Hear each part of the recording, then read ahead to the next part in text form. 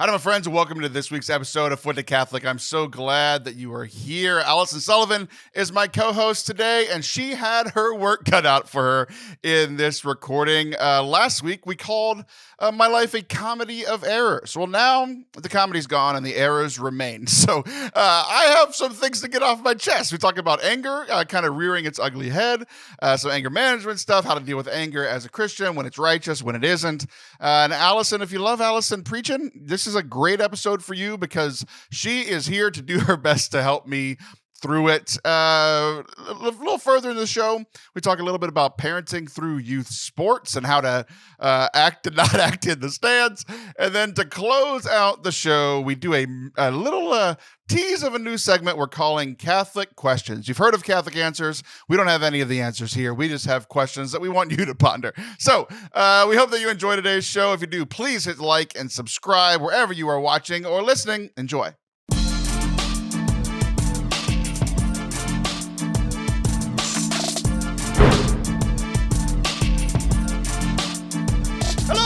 Welcome to Forte Catholic. I am Taylor Schroll, and that is Allison Sullivan. Hello, Miss Allison. How are you? Hello, Taylor Schroll. We just went to Cold Stone Creamery as a family. Yes. Me, my wife, my kids.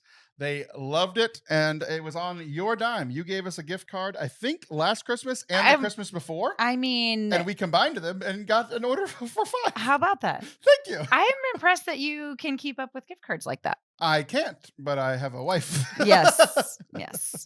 So, it was actually a beautiful part of marriage. She knew where one was, and I knew where the other one was. Okay, together, well, look at that. So, Allison. Taylor. How often, what percentage of time when you're with others, you're an introvert, but you're around people a lot, and you're around people. Well, thank you. What percentage of the time that you're around other people, excluding your family, I would say, just around the public, are you faking the mood that you're in? What percentage of time? Oh, that is rough. Okay. 50. 50? Okay. So like the one that comes to my mind the most, just in general. Let's go 60. Okay.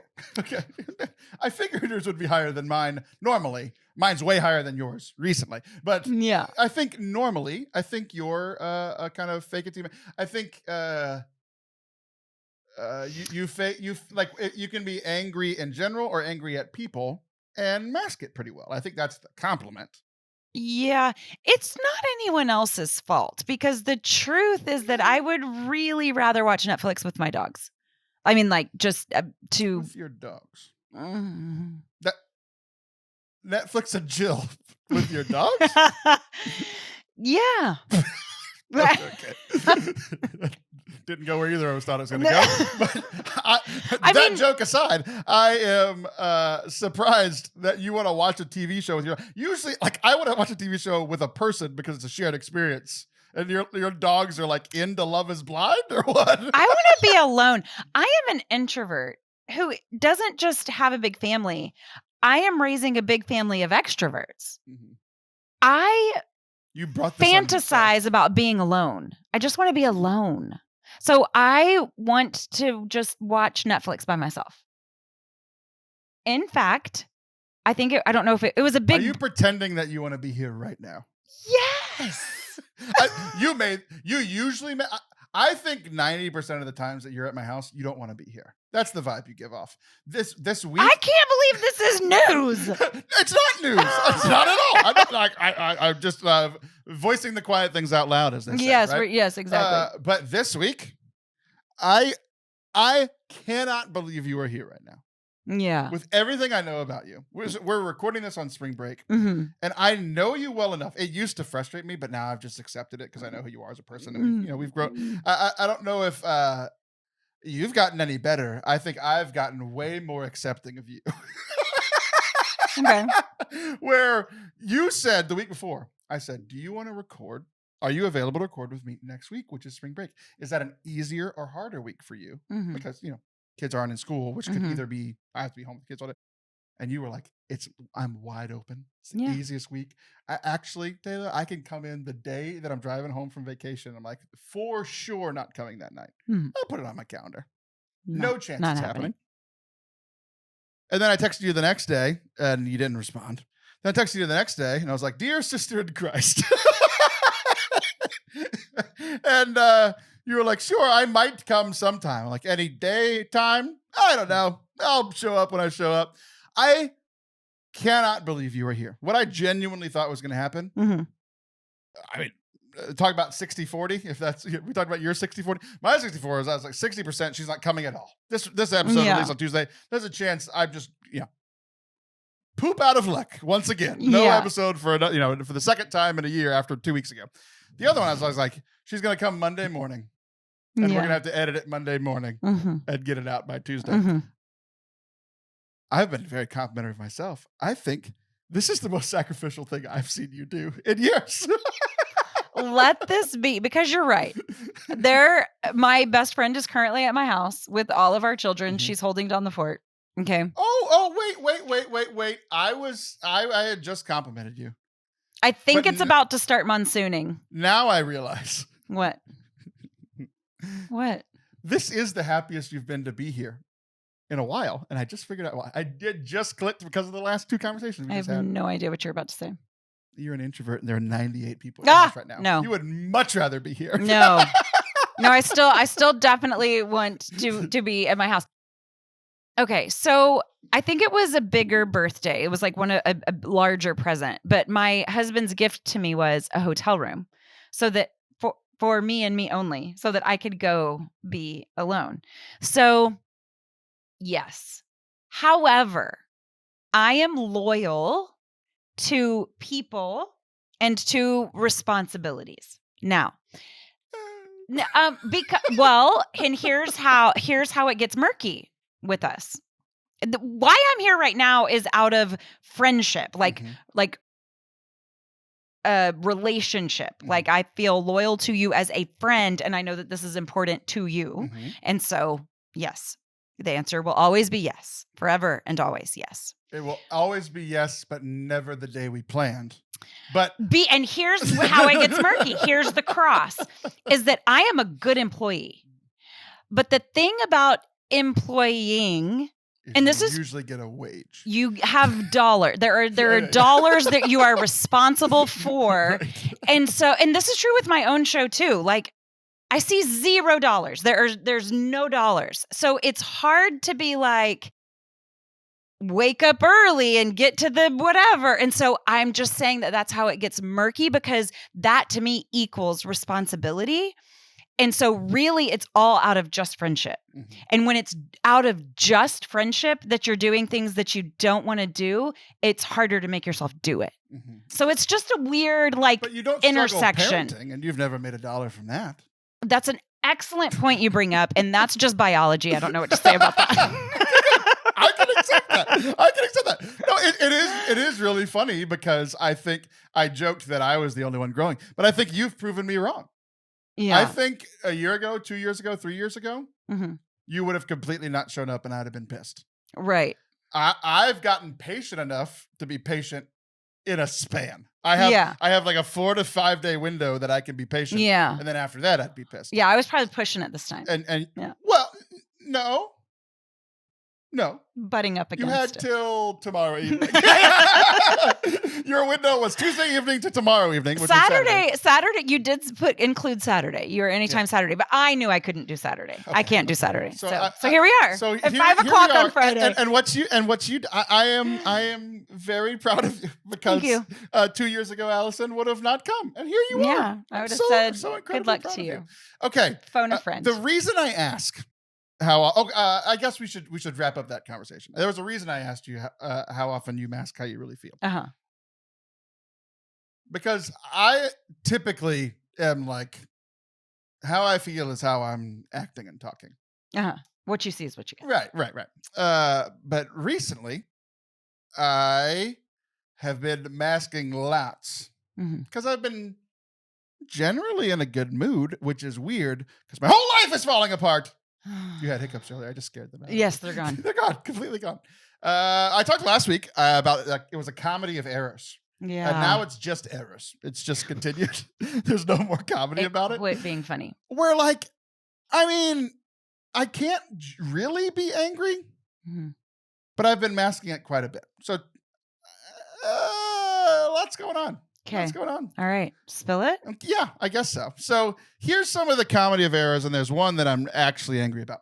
I have spoken before on the show about how I used to really have an anger problem. Like when I had testosterone in a six pack, really angry. And then I got fat and kind of relaxed a little bit, maybe grew in some maturity. I don't know. I don't know. Maybe God, maybe prayer. I don't know. But some combination of you that. became a little easier to be around. Yeah, for sure. I was pretty complimentary of myself last week about how I was handling all this stress and all this anger. I haven't gotten in a yelling match with somebody in a long time. Because I either, typically when I get angry internally, I walk away so that I don't punch a human being. Yes. Or stay out of jail. I take a big breath and I get real quiet. Oh, yeah. Which really messes with people because I'm usually pretty loud. Sure. Right? Yeah. So both are effective. Sure. Well, one is effective in me not going to jail. The other is effective actually in resolving the conflict. Yeah. Scaring people in a different way. Right. Yeah. Like you're more quiet, so you have to yell to be scary. I yell all the time. Mm-hmm. So right. Like, oh no. He might murder someone. Yeah. So I got in 2 shouting matches this week. I'm intrigued. I haven't gotten in one. I don't remember the last time I was in a shouting match. 2 this week. Can I make guesses on? Go for it. On who? You're not going to divulge who? No. One of them I'll absolutely talk about. The other one I'll be shady about. There's zero chance you can guess these 2 things. Okay. Unless I've already told you about one of them. You've told me nothing. Okay. I think one of them is probably related to some housework 100%, going on. Yes. We've talked a little bit, about that. Yeah. So, so something happened there, and maybe it's money related, maybe it's just unfinished business or something. Yep. Okay. I think the other one is probably I hope it's not a family member. It's not. Okay, great. Good. The other one, there was no chance you were ever going to guess. Okay, great. The housing thing, we've at least, talked enough that some things going on, right? Before we get to the 2 big shouting matches, here's where the comedy of errors from last week. If you listen to last week's episode. Yeah. Comedy of errors. I got a ticket a few weeks ago. Mm-hmm. I don't think I've said this on the show yet. No, I didn't. I haven't been pulled over in 4 or 5 years. Mm-hmm. Like I am a constant 5 to 6 over cruise control. Like the Texas state troopers literally have a rule they can't pull you over unless you're going over by more than 7. Oh, okay. I'm sure a city person could if they really wanted to, but they're not going to pull you over for 5 or 6 over. Yeah. So I was cruising at 72 miles an hour, driving to a retreat, mind you. This was a couple months ago. And I have a court date. I'm going to court. I'm a member of this society. I'm just really relieved to hear that this was a couple of months ago and this was not one of your shouting matches. That you did not get to a shouting match with the police officer. I'm going to be absolutely professional. But I had my court date. Okay. The comedy of it is that I didn't know I was speeding. I got clocked at going 22 miles an hour. Because you know how the sun rises in the east and sets in the west? It does. I was driving due west in central Texas, completely flat. The sun directly in my eyes for 45 minutes. Oh.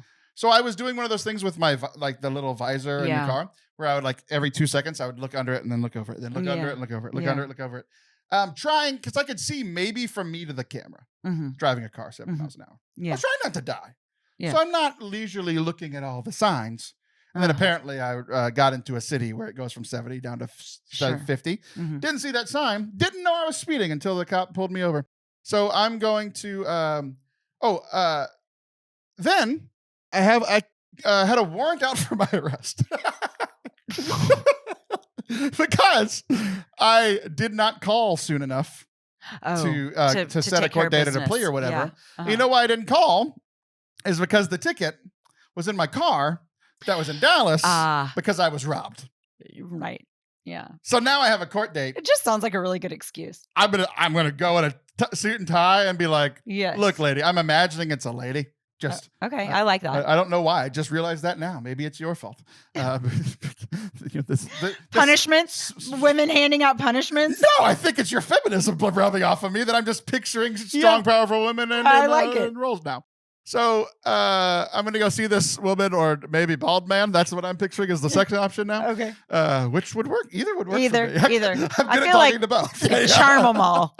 So all things to all men, I have Taylor. a court date like when this episode comes out or the week before. So that'll be fun. Okay. We are trying, big news, trying to sell our house. Mm-hmm. We're trying to move here still in our community, but we bought this house when we were dead broke and now we're only broke. So we're trying to get a house for broke people, not dead broke people. Yes. So we spent all of spring break. Typically when my parents take the kids, it's like a vacation for us. And for sure. It was incredibly helpful. But like all Sam and I, we went out to eat for meals and had that done. But essentially when we were here, we were cleaning, we were painting, we were decluttering, we were working on the yard. Like we were getting the house ready to sell. Looks great. And comedy of errors, you were right. One of them is a shouting match with Lowe's and the 19 people that want to talk to me from Lowe's. And while we're trying to put the house on the market, this past week. The pictures were supposed to happen and did happen to like put our house on the market. Right. Yesterday. They happened yesterday. The day before, the fence was supposed to be installed, which meant the day before that, the lumber was supposed to be delivered. Sure. And actually, all of that was supposed to happen over the weekend, but Lowe's made a mistake. Lowe's fixed the mistake by sending the stuff Tuesday and then contractor Wednesday. And then none of that happened. Yeah. So all while that is happening, I'll tell more about that story in a second. All while that's happening, the day before picture. Not happening. Not happening, exactly. The day before that, my neighbor, sweet man, just a sweet man, has a small water leak from his water main. Like the little meter thing that they have, right? Okay. He doesn't call the city. He doesn't call a contractor. Tries to do it himself. Tries to go and fix it. DIY. Yeah, I'm just going to fix it. Yeah. So he's, I don't know, 5'8". I walked out one morning because I woke up and we didn't have water in our house. Yeah. Just the house we're trying to sell, the house we're trying to be done with. Yeah. I'm done with it because the water didn't work. I go outside. He's standing in a hole his size. His hat is at ground level and he's covered in water. Yeah. It made it way worse. Just a few $100 more, you can do it yourself. Yeah, absolutely. So we didn't have water for a day. He still currently doesn't have water. There's a massive lake in my front yard now. Yeah. We went around them for the pictures, but when people come to look at the house, I guess we'll just put on Zillow. There's a poolside. Yeah. We have a pool. We have a lake. We have a moat. I don't know. Will it help the sale? Will it hurt the sale? I think a moat could be interesting. Yeah. It says adventure. Exactly. I'm a king, and you can be too. You can have my seat when I leave. I might die. My throne might be opening pretty soon. Okay. Lowe's. Jeez Louise. It all was going well. I call Lowe's. I would like to purchase a fence, not the whole fence, just a front, like the front on the left side of the house, front on the right side of the house. Well, I would like for one to be a gate. The other one doesn't have to be a gate. Okay, good. Guy comes out. His name's John. John. You know John. I do know John. That was very silly. You were walking into the house. He was walking out, and you're like, I know this man. He's been in my house. Very silly. Yeah. John, very nice. John did all the measurements. He said, hey, here's the final price. And it was 3 digits. I really thought it was going to be 4 and a high amount. 3 digits. Yeah. I'm like, where do I Sounds sign? good. Sign me up. I would like to pay for this now. He's like, great. That was on last Wednesday. No, last Monday. That was last Monday. He said they'll be in contact with you to deliver the stuff. And then the contractor will call you to schedule thing. Contractor calls me. He's like, I'll be there Saturday. So they schedule the wood to be delivered like Thursday. Well, then they don't bring it Thursday. And then apparently they try to deliver it Friday. I get an email on Friday morning at 9 saying, your delivery is now on Friday. I'm at a track meet all day. I'm not home. Right. So apparently they called me and they were like, hey, we're trying to deliver this stuff. Like, thanks for the warning, right? So they didn't deliver it, which means I now have to call the contractor. Now you can't come. Okay, great. It happens. He's like, well, if they bring it Monday or Tuesday, I can come out Tuesday or Wednesday. Great. No big deal. We're still going to be in time for pictures. It'll be fantastic. Very, very good. Monday rolls around. Nothing's delivered. I get a call from the local office. I get a call from the national office. Everyone's confused. I'm still getting emails saying, hey, your stuff will be delivered tomorrow. Hadn't been delivered. Hey, your stuff was already delivered. No, it wasn't. Like, just no one's talking to each other. It's all a mess. And then Tuesday finally happens. They're like, hey, we are delivering it Tuesday. I'm in touch with the person who's delivering the wood and the concrete and all the latches and everything. Great. He brings it on Tuesday. He's like, where do you want me to put it? I was like, can you put it in my backyard? Because I don't want anybody to steal it, and I don't want it to be in my front yard for the pictures. Right. He said, no, I can't go back there. Okay, fine, whatever. He puts it in the front yard. This is, just tons and tons of wood and concrete. Yeah. Great. I get a call that night, Tuesday night, from a person I've never spoken to before. His name's Frank. I'm gonna name him Frank. What a poop face. That's definitely what I've been calling him off air. Frank calls me. He says, he's very frustrated right from the get-go. Oh, he is. I don't know him at all. Never. Who is this Frank that's being very gruff with me, right? Mm-hmm. He said, the person that you've been talking to this whole week, he works for me. I am this business. I'm the scheduler. He shouldn't have scheduled. I'm like, how is that my problem? I don't work for you. Yeah. You actually work for me. I paid Lowe's. You work for Lowe's. Yes. So why are you yelling at me? And then I start yelling at him because he's saying, we're not coming for 2 weeks, maybe 3. Oh, wow. I said, no, sir. Your employee said that he was going to be here this past weekend and that he's going to come tomorrow morning. He said, he's not coming tomorrow morning. He will come in 3 weeks. I said, no, that's not how this is working. He said, he shouldn't have scheduled. I'm like, your man called me and said, I am from Lowe's. I am the installer. Would you like to schedule? I said, yes. How am I therefore supposed to intuit that he's the wrong person to talk to? You're a woman. You have a woman's intuition. Even you couldn't have seen that coming. No. Oh, this person I'm talking to that's scheduling to come to my house, clearly the wrong man. Right. Just ridiculous. So I'm in a shouting match with him because he's like, why are you so upset? What do you mean, why am I so upset? Because you said you're going to do this. I'm trying to sell this house. And now all these people are going to come look at the house and there's clearly no fence that I paid for. It's already been paid for. Everything's supposed to be done. It's not done. So I yelled at him quite a bit. What is his reason? What is the reason? No idea. You have the stuff. The stuff is there. It's there in my front yard. And when they didn't come to do it, guess who had to move tons and tons of stuff? It took me 40 minutes to move all that stuff from there to my back porch. My entire back porch is wood and concrete now. I don't work for him. He was literally treating me like I worked for him. Like I made the mistake. Right, you're confused. I made the mistake. I'm like, no, sir.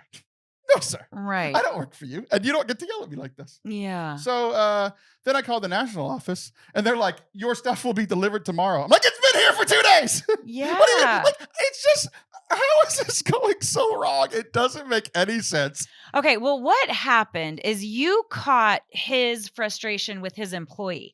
I am not sympathizing with Frank. I am not a Frank sympathizer. I don't care about Frank. Right. Frank stinks, okay? But what was happening is that he is really mad at the person that made this unrealistic, unattainable schedule. And then he calls you with the tone that he just had with his employee. Right. And that is Frank's mistake. Mm-hmm. So I something similar. This is not like a whole other tangent, and I have a lot of kids in a lot of different schools, and it happened a long time ago. So I actually love this person. A principal called me once and tried to talk to me as though I were a student, and I'm like, see, now this isn't gonna work. Right. Yeah. You are a little confused about the dynamics here. So we should just hang up and start over. Right. And anyway, it ended up being fine. And I love this person. Like I said, it was a long time ago. But I think that's like what went wrong. Mm-hmm. Still not your problem. Right. Okay, but are you getting a fence soon? Like, no. What's the resolution? No idea. No. They're supposed to call me today. Not done. I have not received a call. I spent 30 minutes on the phone with finally a nice person who understands that I'm a customer. Yeah. on last night, 2 nights ago. Mm-hmm. And she's like, look, I was like, I'm never talking to Frank again. Never once. If he comes to my house, I'm not speaking to him. Yeah. I'm just not talking to that man. Probably again. not even safe. I do not want him at my house. I don't want to talk to him again. If his employee would like to come, great. But I would really like for you to find another contractor who can do it. The primary goal is to get it done before 3 weeks from now. I'm not waiting on Frank because I don't work on his schedule, especially when he's like, oh, these people scheduled first. I'm like, actually, I did. You just didn't know about it. Yeah. Because you suck. I don't know. Yeah. You know? So just so very strange. And then all this is like, I just want to sell the house. I just want it to look nice. I've already paid the money. Why isn't it done yet? Okay. then I still have to like live my normal life. And like I mentioned on last week's episode, Right. it's Lent. I'm trying to be holy. I'm trying to be calm. I'm trying not to yell at people. But, if all this has been snowballing and then Yeah. Frank calls all gruff and I'm like, blah, Yeah. right? It happened again. Another person. And I have to be a little bit more vague about this one. Okay. It's not Frank from Lowe's. Lowe's contractor. I'm not gonna, Or a family member. It's a person that I interact with on a work basis type of thing. Okay. And me and this person have not liked each other for a very long time. Okay. And there's been a intermediary between the two of us for a while now. Okay. And the intermediary set the thing, and it was supposed to happen. And then this person does something they're not supposed to, and it largely affects me. Okay. Very much affects me.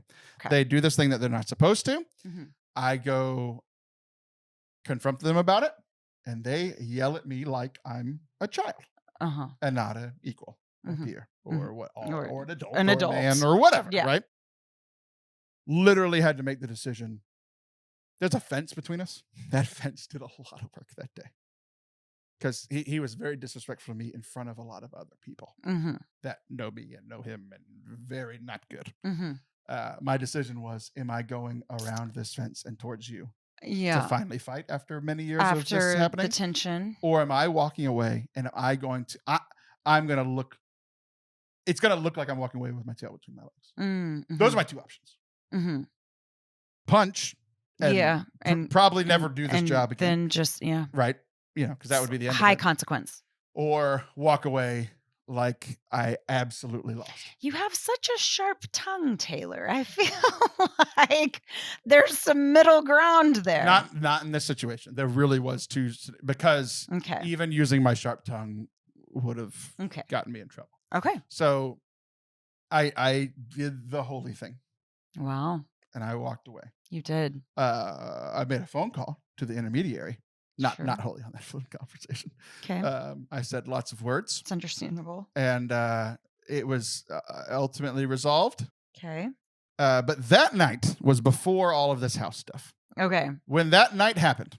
So here's all of this stuff happening. Did I get it all? I don't know. I want to make sure I cover them all. Checks notes.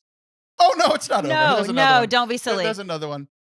Speaking of sharp tongue, but like I have a way with words. I was just going to say, you know how some people will have some sort of conflict or confrontation, and then they'll be in the shower later or like going to bed, and they'll be like, oh, but I could have said. Mm-hmm. You're one of those people that's like, okay, so maybe I shouldn't have said. Oh, yeah, like it's always available to you. Absolutely. It's just okay, go ahead. Right. So my superpower is words. It's literally what I do for a living. I have gotten pretty good. I've had training in like de-escalating scenarios. It also helps that I'm big and loud. Like that helps to de-escalate things because it's really hard for people to escalate things with me because you can't go much higher than me, right?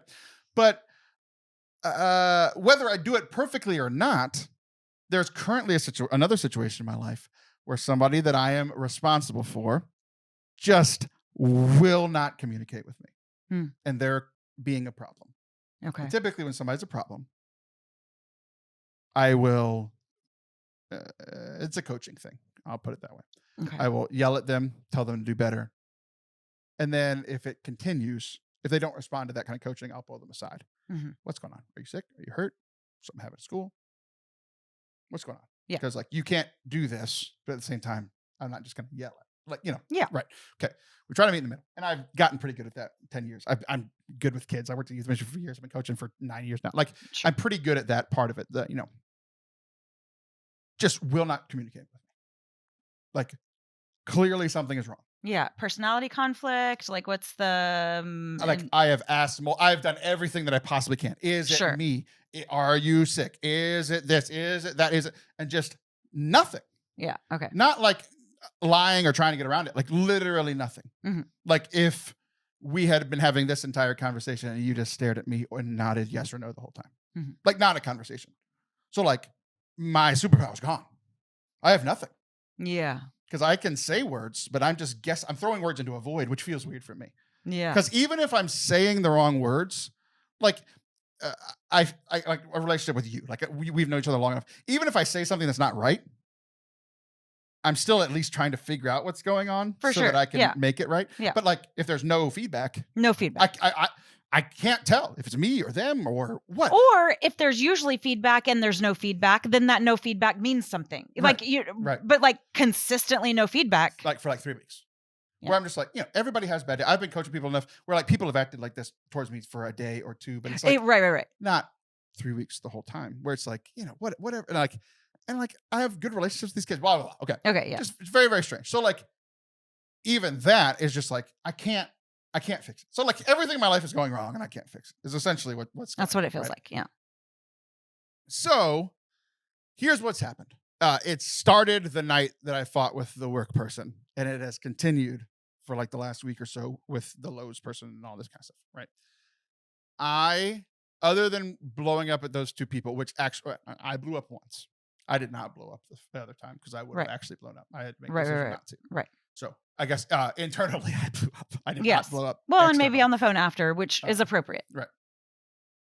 And that was one-on-one and not with one person in front of 20 others. Okay. Exactly. So I actually only blew up once. It's funny even saying that out loud. Like I thought I've blown up twice in the last week, and really I've only done it once. Yeah, it was just in your head. Yeah. So I have tried my best. Like even on the phone with Frank, I was very calm for like 7 minutes until he just kept over and over again. Yeah. I'm like, I'm not a boy. I'm not your employee. Yeah. I paid you money. Do the job. Right. Like it's just over and over again. So been trying my best to just, and like most of the days, like I'm fine. I'm going about my work. I've been mostly pleasant. Like, I don't know. Like I've been handling it way better, but I've been waking up at 5 o'clock in the morning, 6 o'clock in the morning. With anybody that listens to the show knows that I typically wake up between 8 and 10, usually 8 and 9, but sometimes 8 and 10. And it's spring break. Yeah. I have time to rest. And I cannot sleep. I am waking up wide awake because I'm either angry or stressed. And so I'm at this weird thing where I'm trying to be as holy as possible. And I think it might literally be killing me. So I don't know what to do. Because I think I would be sleeping if I just blew up more often. No. So it's this weird thing of like, I don't know what to do. No, you wouldn't. I think that so there's a lot of things going on at the same time, which I really think is how God gets our attention a lot of times, because I think that he can best showcase his work in desperate situations. So he allows these situations to become desperate, but I don't think that anybody needs to minimize moving. Okay. Moving is very stressful. I mean, Seth and I try to go to divorce court every time we move. Like it is the stuff that you accumulate, especially with kids. If you're not moving like every 4 years, there is a giant purge that needs to happen. It feels overwhelming. Not only is it like task management overwhelming, but like it's the end of an era. Like you've celebrated a lot here. You've grieved a lot here. Like there's a lot that goes along with relocating. It's scary. Like you're probably comfortable here. Is it ideal? No, but it's what you know. So there's a lot that goes into that I think we ignore. And I think that we can ignore it emotionally. We can ignore it physically, but it's going to come out sideways if we're not really, really in tune to all of the many things going on. Now, I think that professionally, there are hits that we can take that hurt a little more when it's something that we feel really good at. So to be kind of doing this with maybe it's people that you usually get along with, or conversations that you're usually pretty successful with, or people that you can usually kind of win over, so it's, to me, it just sounds like you have this underlying stress of moving and then just like little grievances on top of that. And then all of it feels explosive. Yeah. Now, I do not think that waking up at 5 a.m. is any indicator that you're doing something wrong. I think that anytime we feel something bad, we tell ourselves that, oh, it's like some moral failing, or it's because I'm not doing something right. That's not true. And that's, typically when I've gotten like this, where if I get stressed and like my body starts taking it, but my head isn't, that's a pretty typical thing for me. Typically, there is some kind of guilt involved, Right. like I made a mistake, which is weird because like could I have done things better this week? Yes, but like I've actually been pretty kind with myself this week because like I've handled this has been a crazy 2 weeks and I think I've handled it pretty well. Right. But so it's weird. Like what you said is like I typically have felt that, but it's like it's not really a guilt because it's like I'm trying my best. No, yeah. You know, and even if it's not the best, I'm trying my best, you know. So but I don't think that it's and I do think that it is worth sitting in silence and in space. And silence and space is something we hardly ever get because we live our lives the way that we do. You know, like the world is gonna have its way with us unless silence and space becomes a discipline. So it's only until we allow that, and of course, like silence and space is a metaphor because it's impossible to get in our lives, right? Like we all have a lot of kids and whatever, and our phones and that, but it's more of a posture of the heart. There's a searching.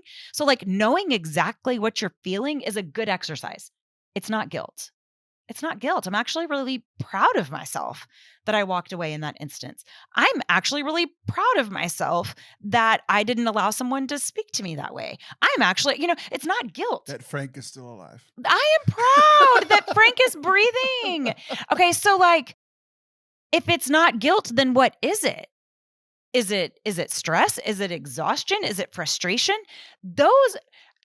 I wrote a text to a friend who was struggling recently, and I was like, you're sad because it's sad. Mm-hmm. You're tired because it's heavy. Mm-hmm. You're frustrated because it's frustrating. Like, we are not promised this really smooth path. I mean, we know that these things are going to come up, and, it reminds me, I think it was like in Bruce Almighty or something. And so when Jim Carrey says it somehow doesn't seem... Oh, except it was Morgan Freeman. So then now we can. God, it's fine. But but it's like, we sit around and we're like praying for patience. God isn't going to just like use this magic wand to make you patient. He's going to give you his magic situations. Wand is broken. But him creating situations that demand your patience is not broken. Which maybe it is working. Because like I walked out and I'm like, there's a hole in my front yard. Well, I mean, I didn't expect there not to be. I'm telling you, I really think that there's a lot of wins here. and just because you're having a negative emotion does not mean that it's a negative experience or that it's a negative thing. That's just a part of it. That's just a part of life. And when you can just accept, like, there are parts of this life that are going to be inconvenient and expensive and, frustrating, whatever, then you can be like, oh, this is one of those times. And then instead of saying, why does God have me here? It's, why does God have me here? Like, how do you want me to be here? Right. I don't want to be. Oh, okay. Instead of why do you have me here? It's, what do you have for me here? Right. Yeah. Nothing. I would like to move. Great. There's nothing left for me. I'm all for it. Let's ditch the moat. Let's ditch Frank. Ditch the moat. That was great. Yeah. Oh. I'm proud of you. Well, it was unintentional. No, See, I'm own it. You're very funny and smart. Very sweet. Okay. A couple of things that I made notes on that I think you reiterated here, which is very good. Oh, good. I'm going to give you one singular guess because it's one of those things you'll never guess. I'm going to give you one guess as where you think this quote is from. Because there have been three quotes, and I think I'll save the third one for a later segment, but two of them I'll share now. Three quotes that have really, one quote, a situation, and another quote that have really hit me, like touched me to where I was like tearing up because they were like moving me. This one is a quote. Goodness is not a destination we arrive at, but a practice. Goodness is not a destination we arrive at, but a practice. Mm-hmm. One guess. Where do you think that's from? Yoga journal. That makes sense for you. I would have guessed some preacher, right? I'm going to tell you what it was. It was Tyr, the Norse god of war, talking to Kratos, the titular god of war in the God of War video games. I'm tearing up because this man who is bald and large, and dealing with a lot of trauma and working through it and becoming a better person. Mm-hmm. People wonder why I like that game, right? Does he have a booming voice? He does. Atreus. Yeah. Goodness is not a destination we arrive at, but a practice. Yeah. Just because there's just this guy working through his trauma and all the bad stuff he's done. He's trying to be better, trying to be a better person. Yeah. Friend, dad, all this kind of stuff. I just loved it. I'm like on the verge of tears. Like, I'm trying. You know, Yeah. I'm trying to practice this, right? Yeah. I also thought it was very ironic that it was two god of wars talking to each other. Like two gods of war who are typically the bad guy in movies, and both of these guys are good guys, you know? Like they're more the gods of war, like to protect their people and to protect their wives and their kids and their all this kind of stuff, right? The other thing that cracked me up, because I saw this, it went viral a week or two ago. So I actually saw it before I got into these two yelling matches, but I thought about it during the two yelling matches. You might have seen this. There was a fight. There's two guys fighting at the train station. Did you see this video? Two guys fighting at the train station, literally in a fist fight. The video starts. We don't know what started it. We don't know why they're fighting. Yeah. But it's a middle-aged, probably 30-year-old black guy and like an older white guy, like 50-year-old white guy. They're fighting, fist fighting. And it's pretty even. Like they're going blow for blow. And then all of a sudden, the white guy trips off the train station. Oh, dear. And onto the tracks. Oh. I'm going to give you one guess, and you'll get this one right. Yeah. Who saved him from that? The guy fighting him. Absolutely. Picked him up. Absolutely. So it was just really funny. It's like, you know, this is a big enough deal that we can fight about it, but not a big enough deal that you deserve to die. You know, it was just this funny little thing where That's great. It was, and then he just walked away. It was just a really cool thing. Where it's like, okay, you know, we can fight, we can quabble, but ultimately, I'm trying to be a good person. I'll save you if you fall off the train track. You know. I love that so much. I think, okay, so you know how I think we get sold a lie that we're not supposed to be angry. And maybe it's a conditioning, I don't know. But it's like we're not supposed to feel bad feelings. And it's just not true. It's all information. It's like anger is this indicator. It's like something's wrong. And so it's good. Anger is a good thing. So like the reason that those men are mad at each other was probably some sort of indicator. Like something went wrong. Like something was wrong in my anger. But like, I do think we're responsible for shepherding it, for containing it, we are responsible to it. It's not a bad thing, but we are responsible for it and to it. And so like, oh, okay, that's too much. Right. You know, you know, so it's like, yes, I'm going to yell at Frank on the phone, but he does not need to show up at my door. Trust me, it would be bad unless it would be great. You know, right. But we're responsible to it. And so I think you're doing a great job. Like, yes, I do. I feel like I am doing well. I don't know how much more I could take though. That's kind of where I am. But now. Can we go back? It was funny last week. It is no longer funny. Right. So let's go back to how this all started out with like desperation best showcases his work. Because I am telling you, there are times where I will just be trying to go to bed at night and I can't go to bed at night because I like, you know, my mind's turning and maybe it's like 5 a.m. and you're like, why am I not sleeping? And I will have this desperation prayer that it's like, I'm just throwing it up. Like in my mind, like that's what it looks like. That's what it feels like. It's just like, it's this big old ball of mess. It's just a tangled up mess. And I'm just like throwing it up. Like you just have to fix it. I am powerless. I'm picturing you physically doing this, which is hilarious. Oh, and I am too, is what I'm telling you. Like it is. And you're just like, here, please. Seth rolls over. Make sense of this. What's wrong with this woman? No, oh, he's very well aware. We definitely can't move anytime soon. It might not go well. But that's what it and that is what all of this means of like when things that are confounding in scripture finally make sense. Like, oh, when I am weak, you are strong. You know, and it's like, okay, I have admitted that I can do nothing. In Christ, you can do nothing. Not some things, but no things here. So, anyways. I guess I'll try that. When I wake up tomorrow, you throw up that ball at 5 a.m. I'm going to throw up an invisible ball, and we'll see if Sam's still there or not, or if she's in the guest room. Frank calls apologizing. Oh, boy. I would name it and claim it. I would never doubt in the Lord Jesus' again. name. Never doubt in again. Jesus' name. You're not doing it, but now it sounds like you're mocking that prayer because I just know it's I'm not going to happen. I am. That's exactly what's going to happen. Oh, frankly, I don't believe Frank, get to work. Yeah, literally. That's all I want him to do. It's clearly all I want him to do. Okay, we're not going to take a break. We're not. Don't do it. I want to talk about. I don't know how you want to talk about this. We kind of talked about this before. Okay. We've talked multiple times about you watching sports next to me. Yes. But I had an experience. A little bruised, a little battered. Yeah. That's why I'm wearing black, so it blends in. So nobody calls the police on me. Yeah, they're already looking for me. So, I have no warrants. Would it be great if I just got arrested for like driving around in my half stolen parts Prius? It'd be great. Okay, so I had never seen you at one of your go to jail. I had never seen you at one of your kids' sporting events, and I saw that for the first time in the recent past. And first time I ever saw you deal with some anger stuff. Yeah. So here's okay. This is a whole episode, Taylor, unfortunately. So I'll be quick. I think this might be it. How long have we been going? Hello, dear listener. This is our segment. This is all we're doing. We might end with a few jokes just to lighten the mood before people go to the next podcast. Before people cancel me. Do continue. Well, okay. I am here to tell you, and I'm here to confess and admit to the people. Basketball gets the worst of me. Okay. And football, I am a very reasonable parent. Okay. Is it because you're further away? There's a lot. So football is a 6-second play. Everyone gets out their aggression. You go back to your team. A lot's allowed.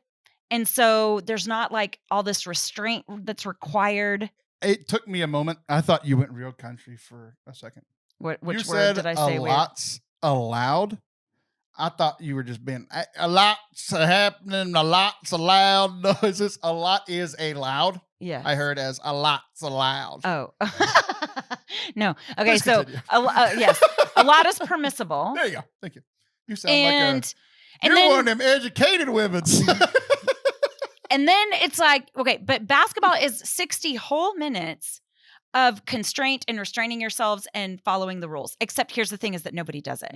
Nobody follows the rules.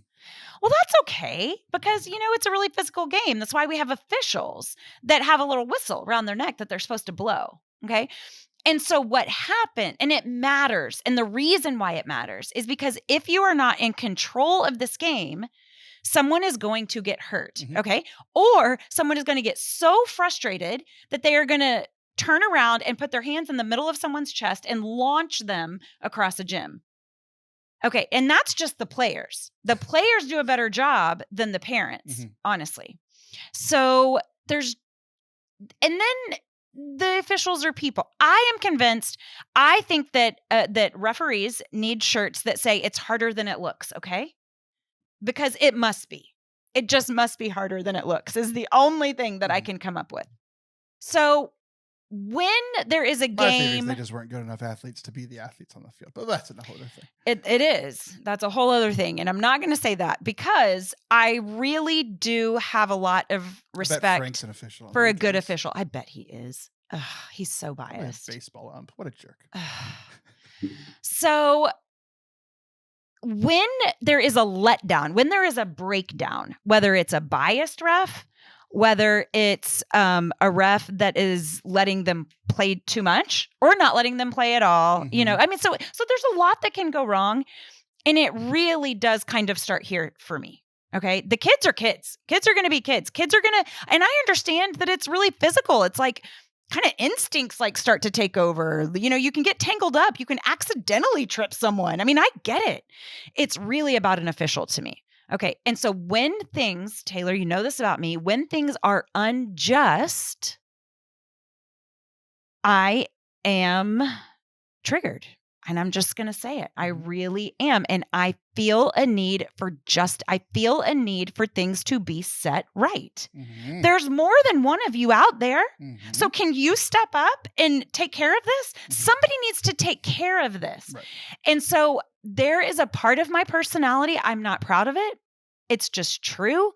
But it's like somebody needs to lead here. And if you're not going to lead well, I'm going to do it. Can I do it? Right. And of course it's not my place. I know that. Okay. I'm like a schmo in the stands, but it is that. You're a shamey. What? Schmo's a man. Okay. You're a shmamey? Sheshika. A shmamima. So anyways, basketball requires a lot of me. I am getting better. actually. Amelia is a very good basketball player, and it looks especially obnoxious if like your kid's really good out there and you're loud. Why are you yelling? She scored 24 instead of 26. What do you want, Mom? But we play sweet kids. Like it's fairly peaceful. And I know. It's there was a team this year that was like mocking her because they like body checked her and she went flying. And so the whole time they were like calling out at her tweet because she flew like a bird. And then she weighs 19 pounds. She was doing free throws and they're like mocking her flying. And I'm like, okay. Then she should have dunked. She should have flown and dunked. Yes. That's how she should have responded to that. So we were at a basketball game together. I did not feel like there was good reffing.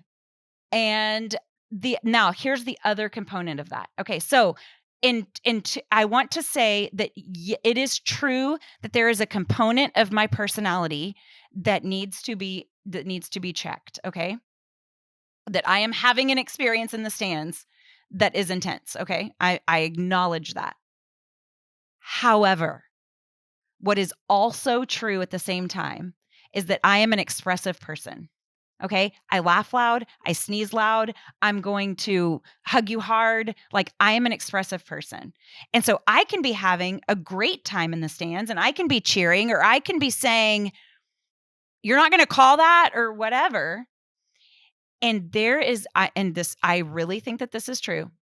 There is something about hearing an opinionated woman in the stands versus hearing an opinionated man in the stands that is received differently. And I don't think that part is fair. Received differently how? This is interesting for me because I'll tell you my experience of it in a second, but I'm interested to hear yours. My husband videos. Okay. And so when he videos, you hear and see everything. Mm-hmm. And I am no more loud or have things to say than anyone else. And if you were to like tally it up by frequency, volume, whatever, it's all pretty equal. And there are things I really do call them like I see them. I have yelled at you. It is on video where Millie will kind of look either at her coach or in the stands like that was a foul. And I'm like, you did it. Don't. Like I really do call them like I see them. And so, or like that they'll call whatever. I'm like, actually, she didn't touch her, like I really, okay. So I think that when a woman is opinionated in the stands, it is expected of men and it's not, or maybe it's that it feels safer because women are always being accused of being hysterical. It's like they think the balance is going to tip and you're going to lose it or something.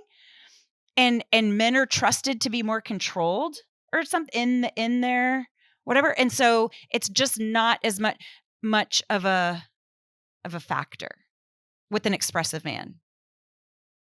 That's fascinating because I am a loud, expressive man, and I was in this room for 2 of these weeks. So it's interesting. That is a perspective that I wouldn't have known about. Mm-hmm. What was interesting for me is that there was a part of me that would have almost gotten this right, but I was still off. I don't think it was because I've been thrown out of this gym. Right. So there's a lot of us that is really similar in this. I think more than almost any conversation we've ever had on this show, this might be where we are the most united. I am loud and opinionated. I've gotten kicked out of this gym for yelling at the ref. And the only time that I actually yelled at the ref, like yelled, was because of injustice and kids about to get hurt. Mm-hmm. They were not controlling the situation, so somebody had to. Yeah. Like this is, you're, like you said, like this isn't my place, but at the same time, this is physically my place. Like, like I coach here, right? So it's just this weird kind of thing. What I noticed was there were 2 games that I saw this one weekend, 7 days apart, right? The first one, the refs were really bad. I was chirping, other dads were chirping, and you were chirping. So that day, it felt more like that was kind of silly to me. It's like, oh, it's funny to see Allison like getting riled up. Like that was kind of it was kind of fun and funny, right? The second week, there's a reason why I've been around sports long enough there's even a psychology to chirping, and like I did it as a player, I've done it as a coach, I've done it as a spectator, like where if you chirp enough, they will start calling for you. If you chirp too much, they will start calling against you. There's a line, right? You have to kind of feel it out with different refs or whatever. Yeah. Like a lot of my refs in high school, I learned where their line was, and I could put it into my favor, right? Some gamesmanship. The second week, I think the refs were a lot better. And it was more even. You know, there's going to be missed calls, right? There's going to be missed calls both directions, but I felt like it was more even. You know, 2 or 3 missed calls against them, 2 or 3 calls against us. But I think the rest of the crowd was quieter that week because I don't know. So it did seem like you were louder that day.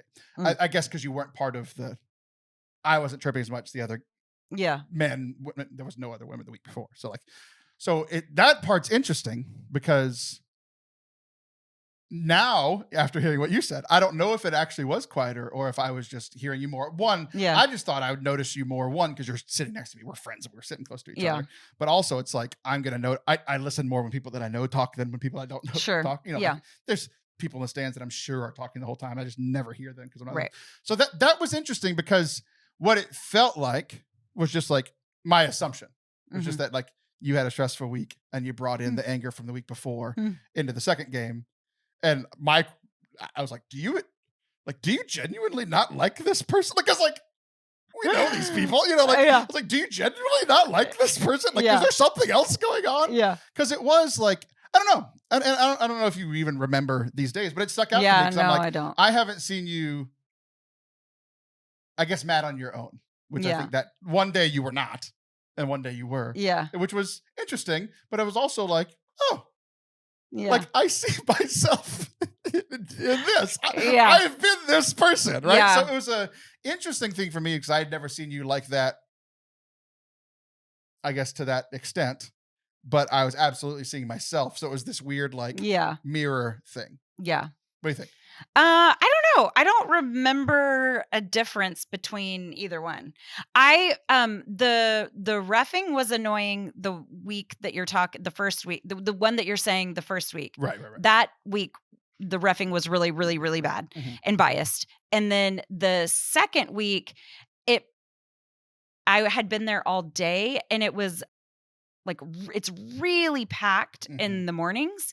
And there was like a microphone and an amplification system involved, which was like everyone's nerves were up here because it was like overstimulation of it was being announced, not just like making announcements, but like play-by-plays were Yes, you did not like that. No, well, there was like all of us were like, how can we politely say like this is making people like, you know, and so there was an overstimulation factor, but then that had cleared out really a lot. But I don't know. I don't remember any specifics. I just remember the one thing that I remember being loud about, because I remember being quiet that game.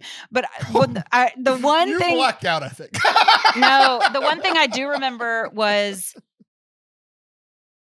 a referee had made a call and then these fans objected to the call and he turns around to like look at them. Well, then like what should, and I was like, nope, we're not going to do that. We're not going to let the stands call the game. Right. So I do remember that. Yeah. That was the only time that I like remember being, you know. It was just interesting because like it was the beginning of my anger a couple of weeks. And then to see it, and it was one of those things. Like I didn't know if I'm just heightened to it because I was feeling it myself from the rest of my life, and like seeing this trait in you that I was surprised by. And you have mentioned before that you get like wild, and crazy at sports games, and I'd seen that, just not with your own kids, and there was a difference. It was just fascinating because it was part of it was like, this is funny, and part of it was like, oh boy, and the other part was like, it was a mirror because like I respect you and care about you and you're my friend. So like I was like, oh, is this how people see me when I'm being wild I think and it's crazy? a combination. I mean, this is all good feedback because I think it's a combination of like genuinely loving sports. Like I really have a great time. And then being a vocal, expressive person and really, really caring about justice, and then basketball making all of those things kind of like a little volcano, whether it's good or bad. Like I am the one who's going to pee myself jumping up and down. Like that's me. I'm the one who's going to leave a mark on the person beside me. Like I love it. So like I feel like a lot of the things that come out of my mouth are encouragement for either my kid or his teammates. Mm-hmm. If there's a bad, which is true. I don't want to. Yeah, which is very true. You were constantly talking, and it was not all anger. That's not what I'm trying to say. Yeah, like you were doing that too. You were like, "Go, son!" You cheered my kid. You cheered the other kid. Like, yeah. Or even, I don't want to paint the picture like you're just sitting there yelling, you're eating popcorn and yelling at the refs. That's not what's happening. Yeah. Well, or even like a kid from the other team that sinks a 3. I'm like, oh no, that made good me shot, angry. buddy. That's the one thing you did that day that I cannot stand for. You were cheering for the other team. I could not stand it. I will not stand for it. My son. That's the 10 part we're gonna disagree on. My oldest kid was like, Mom, I don't think you understand the rules. Mm-hmm. And I'm like, no, I just think it's great when kids do brave things. I love everyone here except the ref, Silas. Yes, actually. Very funny. There was one last little piece, something that you said, and then you made me laugh, and I forgot what it was. Well, yeah, I will say that I think basketball gets the worst of humanity. Playing club basketball, that is a whole new ball game where I am a P-mite, okay? And I think track gets the best of humanity, and it's track season, so I feel great. Good. I'm very glad. I remember so earlier in the conversation about anger, there's a mixture when it comes to me and sports because my life has been surrounded by sports my whole life. There's a mixture now that I've gotten older, and it's again this like trying to be a better person, but trying to figure out where I fit, like as an adult and a father and a community member and all this kind of stuff. And one of the weirdest parts is that I coach at the school where a lot of these events are happening. Yeah. So I've had this now with sports, and I've had it with some of the stuff at the school where like, I think there's this culture, especially online, where like nobody wants anybody to ever throw their weight around, to ever use any social capital that they have, never use any, how dare you use your platform? Like there's something weird about that. Like people don't like it. People don't like people throwing their weight around or using any social capital that they've used. So I'm like hyper aware of that. So when I'm at these sporting events, I know that, especially when it comes to sports, like there's some respect for me in the community when it comes to sports. So it's weird. Because of that, I'm aware of that, and I don't want to be the person yelling in the stands because I feel like I actually could sway things. So I essentially see it. I'm sure there's a third option, kind of like you mentioned earlier, but like with my anger stuff, I see 2 options. Punch the person or walk away or be essentially shut down, be quiet, right? So that's what I've chosen to do at a lot of sporting events that I'm not the person responsible for. Like if I'm the track coach, I am going to use everything I can to throw my weight around, everything I can to try to help, right? Yeah.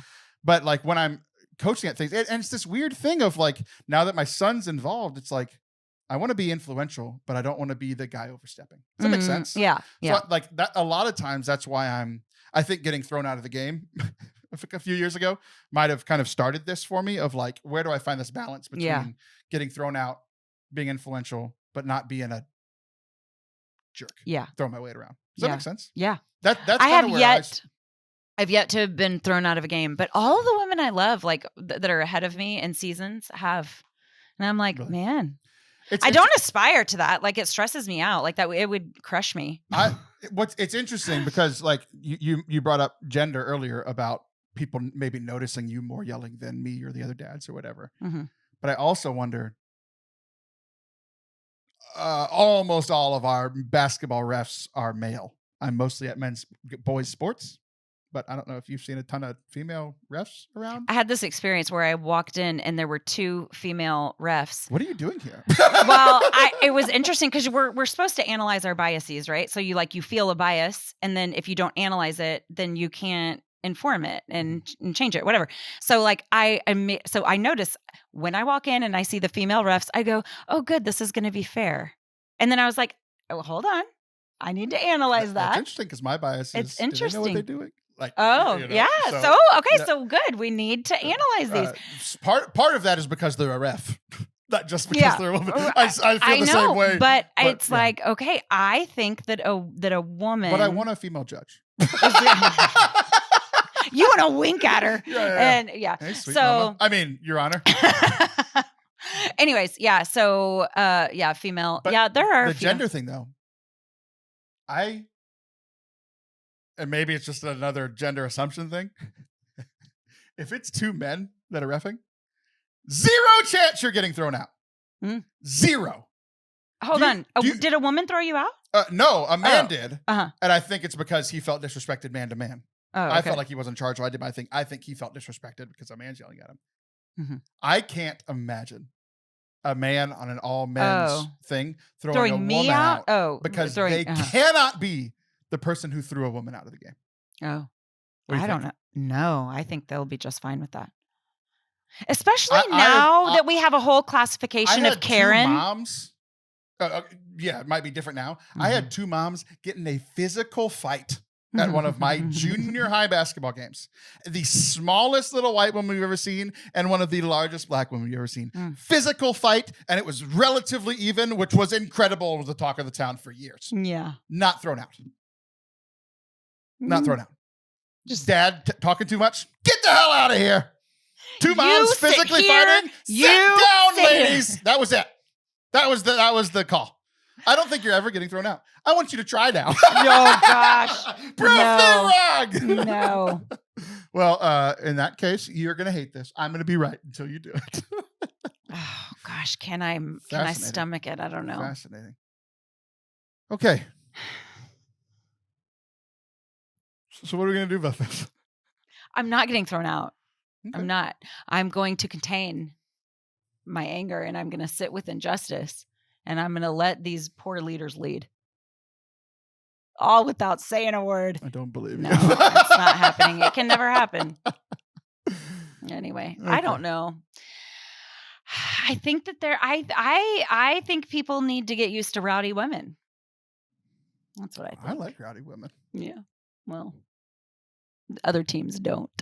This is going to be a whole segment. We're going to end with this. We're going to end with some silliness. You ready for this? Yeah. 2 random questions. I had this thought the other day. We're going to slightly, what do they call it? Like a soft launch? We're going to soft launch this segment. Okay. We're not actually doing the segment, but we're soft launching this segment.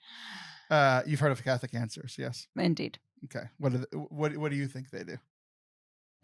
They take really common questions about Catholicism, and then they try to give you good apologetics for why this is.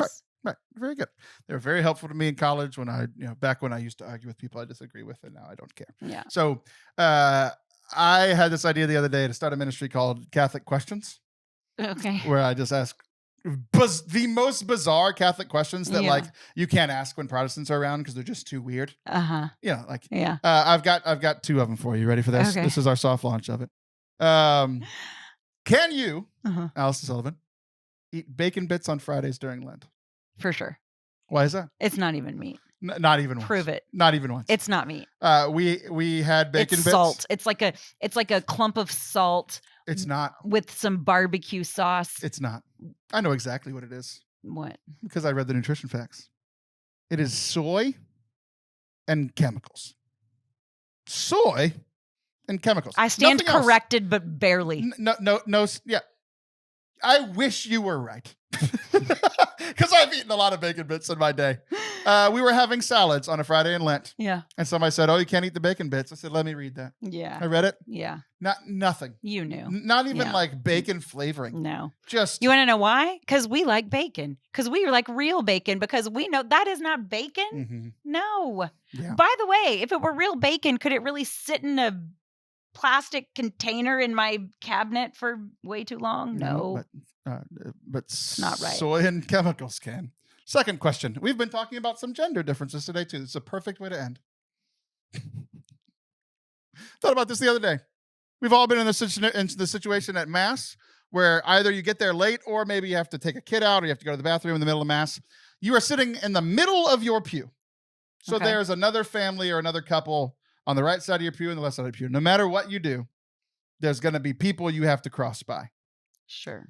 This has been a thing my entire life, but it's become more prominent since I got larger. Okay. When you, Allison Sullivan, as a modest and loving and caring and good Catholic woman, if you were in this situation, yeah, what are you crossing with your backside in the faces of the other Catholic mass goers, or your front side in the faces of these Catholic mass goers? You know, unfortunately, I'm like picturing it happening, and unfortunately, I think I'm equal opportunity, and I don't know that I've ever given this enough thought, but now I certainly will. I think that for me, it's about efficiency and speed. And a lot of that has to do with like which hand a kid is holding. You know what I mean? Like I have paraphernalia, and a lot of that is how that's arranged. And if I want this to go as quickly, it's about speed. This is awkward. And so I need to make it quick. So I'm not going to take the time to like switch a thing so that I can change direction. It's just, you got to get in, get out. Again, this isn't Catholic Answers. I'm not going to give an answer. Yeah. But I will let you know I've been asking this question a lot more. Yeah. I did it the other day. Well, I think I've made a decision. Yeah. I think one is more awkward than the other. Yeah. I think I agree. Yeah. So that's, guys, the only thing weirder would be eye contact. I mean, that's the worst. Which right? is more, which would happen more if you went the front way. So I think I'm leaning towards the I mean, that's just safe all around. Let's do that. I was equal opportunity my whole life until I thought about it. And then I'm like, I think I was going 50-50, and I think 50-50 is wrong. I think we need, as a society, need to make a decision. Yeah. Well, here we go. That's what I think about doing church. Make it a hard lunch. We got to go. We had a lot to talk about today, and Allison's broken. And we did promise that in this soft launch of this segment, we would give no answers, and we gave you none. We gave you nothing. Neither of us are looking at each other or the camera now. That's our one rule when we record video. We either look at the camera or each other, and we were both looking off into the distance. Well, here's what I'm going to do, Allison. Safer over there. Here's what I'm going to do. As a thank you for you coming on this day that I didn't think you were going to be joining me for this lovely show. Yeah. I'm going to buy you a shirt for you to wear. You are. At your sporting events. Okay. It says, "This is harder than it looks." I'm Dennis Schroll. I'll be back next week. That's Allison Sullivan. She'll be back in a month. See ya.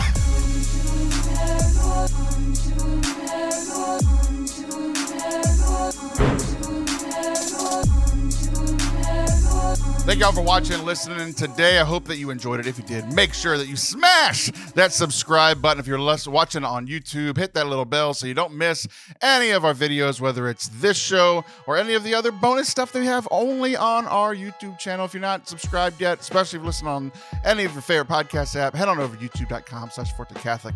Hit that subscribe button. Check out some of the other videos we have, like not only full episodes of this show, but we have our Catholic Teaching Foundations series that we're currently going through again. We have some of our pop culture series called A Catholic Perspective. We've talks and music and all sorts of things. Go check it out, and we'll see you next week. Love you.